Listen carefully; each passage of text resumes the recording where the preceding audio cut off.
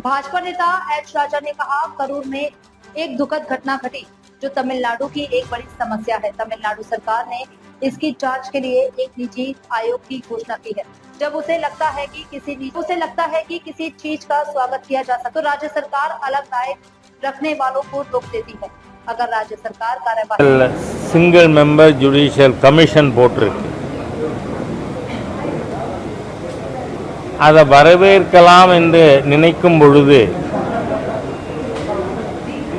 மாற்று கருத்து தெரிவிப்பவர்களை கைது செய்வது, அவங்களோட சோஷியல் மீடியாவை முடக்கிறது என்று மாநில அரசு செயல்படுமானால் கமிஷன் போட்டது எதுக்கு? உண்மை வெளில வரணும்னு தானே. உண்மை என்னங்கிறது வரட்டும். 41 பேர் இதுவரை இறந்துபட்டு இருக்கிறார்கள். 100க்கும் மேற்பட்டவர்கள் இன்னமும் சிகிச்சை பெற்று கொண்டிருக்கிறார்கள்.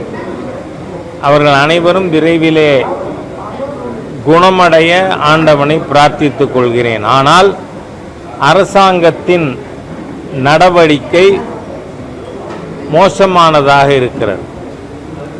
அதாவது தமிழகத்தில் கடந்த 4 ஆண்டுகளுக்கு மேலாகவே ஒரு விதமான ஊடக சர்வாதிகாரம் அரசால் நிர்பந்தத்தின் மூலமாக அந்தந்த ஊடகங்கள் அவர்கள் தப்பாக நடந்துக்கணும், சர்வாதிகாரமாக நடந்துக்கணும்னு நினைக்கல.